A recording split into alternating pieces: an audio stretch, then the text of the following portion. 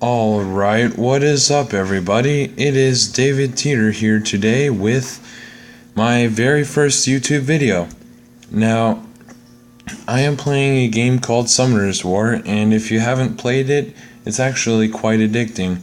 It's for the anything with Google Play Store, and it's a giant online global community. I have to say, well, I guess just look for it and see for yourself what kind of a game it is. But anyway, it's going to be shaky for my first few videos until I get the hang of recording. But here goes nothing. So if you like these videos, go ahead and definitely be sure to hit the like button and subscribe. I will greatly appreciate every single one of you who do. And let's get started. Alright, let's see what I can get for myself.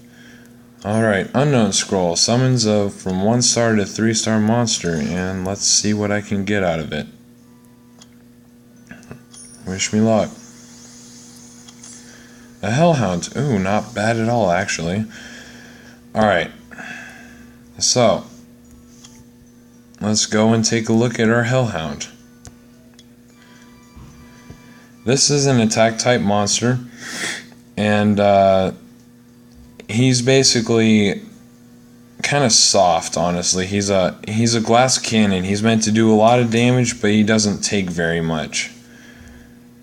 Alright, and let's scroll through some of the other monsters I have. I have a water howl, attack and heal.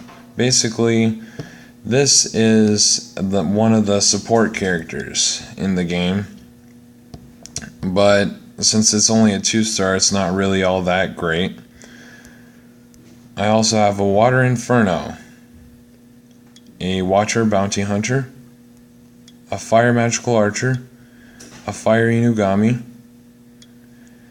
I have an Awakened Wind Warbear, which honestly is one of the best monsters in the game. I have a Wind Grim Reaper, which is probably why almost everyone you'll ever see has one of these. But I have the same as the Hellhound over here, but this one is awakened. And I have a Fire Lich. I have the awakened version of a Fire Elemental. I have a Wind Inferno, a Wind and a Water Epician Priest, a Watcher Sylphid, which honestly is another one of the best monsters in the game, and a Light Fairy. Now, alright, let's see what happened today.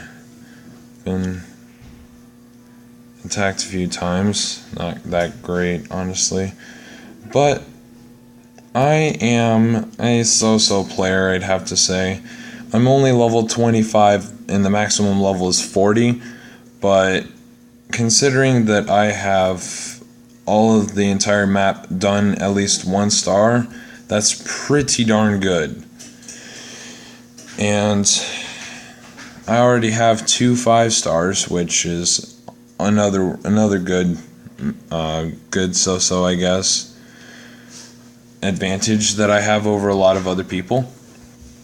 And these regions in the map are basically broken down into their different difficulties. Now, Garen Forest is the very first one you'll ever start in, and if you go through the tutorial, it'll tell you everything you need to know on this game. I have to say, go ahead, definitely get this game because it is good.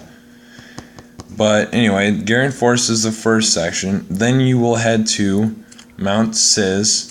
Then you will head to Kabir Ruins, Mount White Raygon, Talain Forest, Haideni Ruins, Tamor Desert, Vrophagus Ruins, Famen Volcano.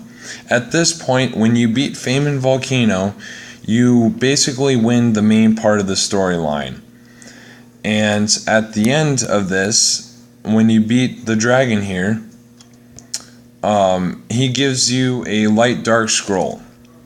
And a light dark scroll is one of the few that you will ever get in this game. Alright, and that's pretty much it. Then you've got the Aiden Forest, Farron Castle, Mount Runar, and Chiruka Remains as your final areas to beat after you beat the main storyline.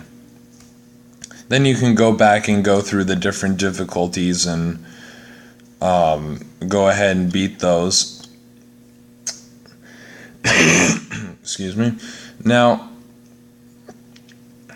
I am level 25, which means that as far as the arena goes, I can't really hold that much of a rank, but 1005 is not bad, I have to say. Basically, the rankings are as such. You start out as a challenger with 1,000 points automatically at the beginning of each week, and it resets everyone. So level 40s, noobs, completely just resets everyone to 1,000 points. Then you work your way up or down from there. A beginner is anything from 0 to 899 points. And a challenger is 900 to 999, and so on and so forth. And then you go from the different challenger ranks, which is 1-star challenger, a 2-star challenger, or a 3-star challenger. Then you move on to fighter, and fighter has the same 1 through 3-star. Then you get to conqueror, and if you can get to conqueror, that is extremely good, because as you can see, it is the top 10,000 in the world. Now, to get Conqueror 2-star, you have to be top 3,000 in the world, or better. And that is really hard.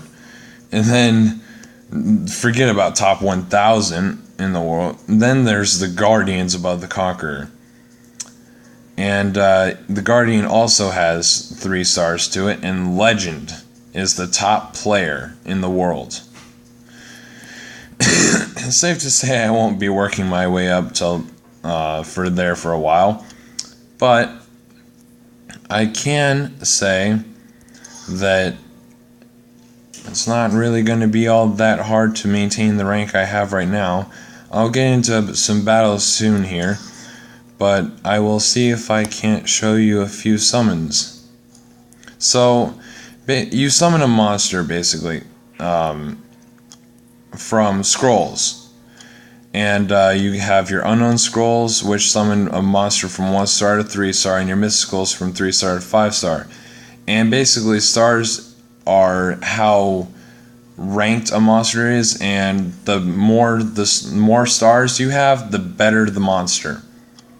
Now, there are 2 ways to summon a 1-star to 3-star monster. You can have unknown scrolls, or you can have social summons. And social summons are basically just when you friend a lot of people, they'll send you care points, you can send them care points, and it's completely free. No mana, no nothing required.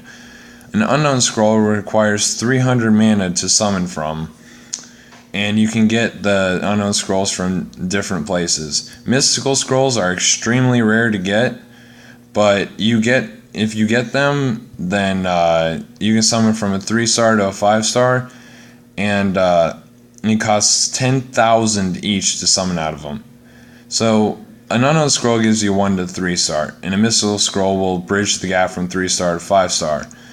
However, I will say that you can get the same thing out of an unknown scroll as you can out of a mystical scroll if it is a 3-star. It's just extremely unlikely for an unknown scroll, but it's basic for a mystical scroll. That's all that really means. And you can also summon with what are called red crystals. And I guess I will go ahead and summon one. Wish me luck.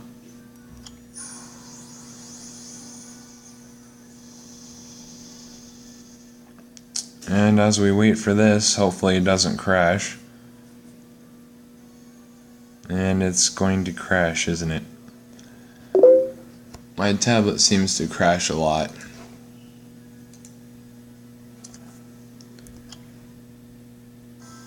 Oh, okay, we get kicked out at the beginning. Sorry about that, everyone. But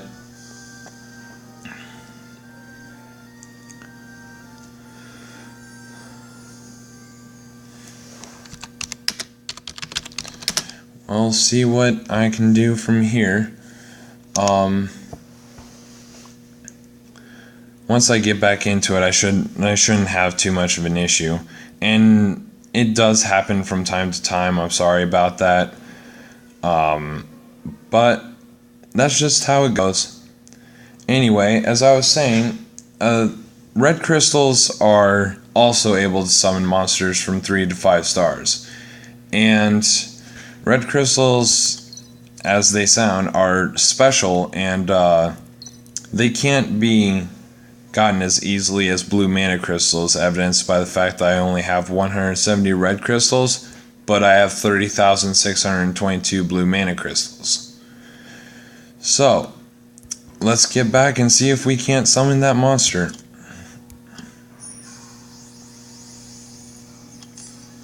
I summoned a Fire Marshal Cat.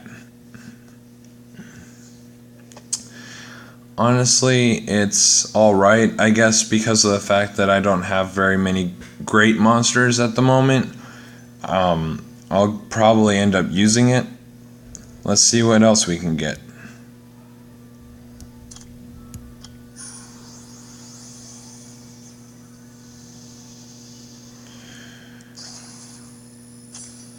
I got a Water Fairy.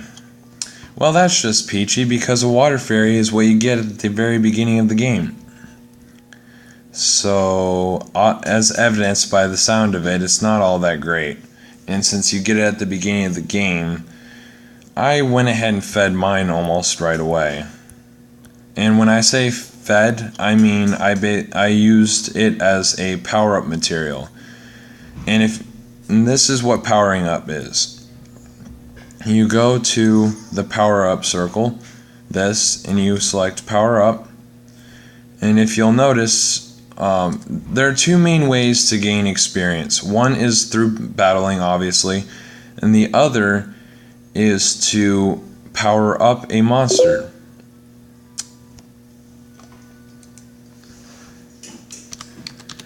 For example,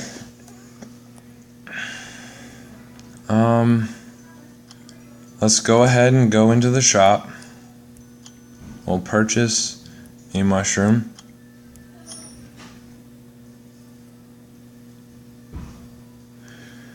Alright, purchase a mushroom. Come on. Don't be shy.